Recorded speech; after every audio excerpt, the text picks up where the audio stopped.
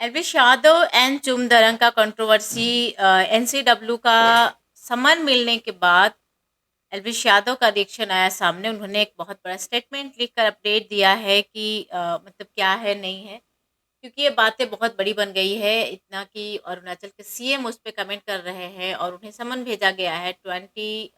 17 फरवरी को उन्हें हाजिर भी होना है। भाई जो बंदा एक काम कर रहा है, अब उसके लिए हर स्टेट में जा जाकर हाजिरी देना और ये सब चीज़ें थोड़ा डिफिकल्ट हो जाता है। और जो बातें हुई थी क्या मैटर, वो तो आप लोगों को पता ही होगा। जो उन्होंने अपने पॉडकास्ट में रजत दलाल के साथ जब वो पॉडकास्ट कर रहे थे, तो उन्होंने चुम को लेकर एक कमेंट कर दिया था। वो कमेंट कुछ ऐसा था कि करणवीर मेहरा को चुम पसंद कैसे आ गई। पक्का करणवीर को कोविड हुआ होगा, उसको टेस्ट समझ में नहीं आया होगा। अगर नहीं तो फिर चुम से प्यार किसे होता है। चुम का तो नाम में अश्लीलता है। नाम है चुम और काम है गंगूबाई में, जिसने कि उन्होंने मूवी में काम किया, उस पर लेकर कमेंट किया। अब ये चीज इतना बढ़ गया है। देखो, हर चीज का ना लेने का और समझने का अपना अपना नजर है। अब यहाँ पे इन चीज़ों को एक जातिवाद, नस्लीवाद के ऊपर उनके ऊपर एक इल्ज़ाम लगा दिया गया है कि एल्विस इस कमेंट से जो चाइनीज़ लोग हैं, नॉर्थ ईस्ट के लोग हैं, उनके ऊपर कमेंट किया है। बहुत लीगल एक्शन ले लिया गया है।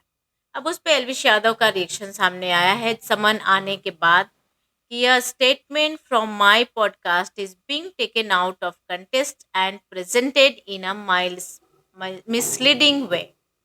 There was never any intention to target or insult anyone. I have always believed in respect and inclusivity.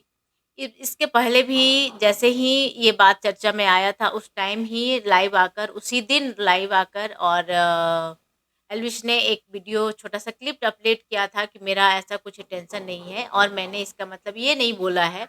मैंने कोई चाइनीज और किसी जातिवाद को मैंने नहीं किया है। मैं तो रिस्पेक्ट करता हूँ, प्यार करता हूँ।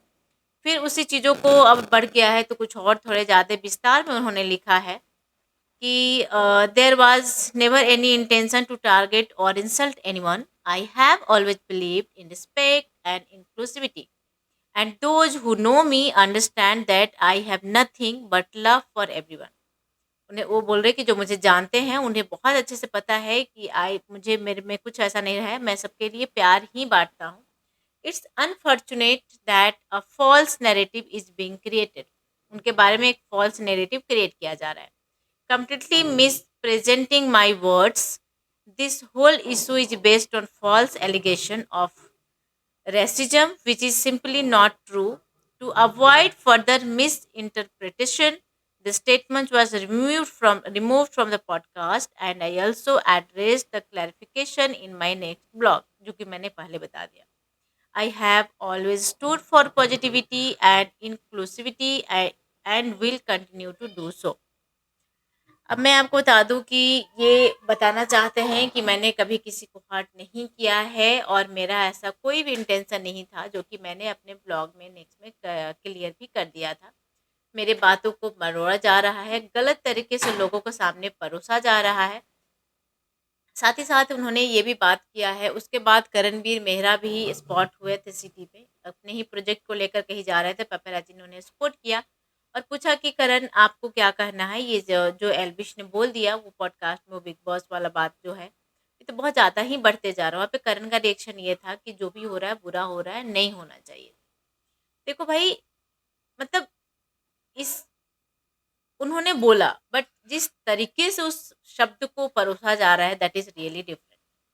इसका मतलब ये नहीं था। अब आप लोगों को समझने के ऊपर है। और सी बात है भाई कि ये सब तरह की चीजें ना, मतलब अजीब सी बढ़ते जा रही है। यूट्यूबर, हाँ चलो, इस इन सारी चीजों से मुझे समझ में ला रहा है कि हो सकता है लोगों को सीख मिले कि किसी के बारे में बोलने से पहले एक ना हजार बार सोचकर फिर बोले, क्योंकि वो कहीं भी किसी वे में जा सकता है। बट लेट्स सी कि क्या ये सारे एक्शन के बाद जो रणवीर अहलूवालिया, समय रैना के साथ हो रहा है, एल्विश यादव के साथ हो रहा है, क्या इन सारी चीज़ों होने के बाद क्या चीज़ें बदलेंगी?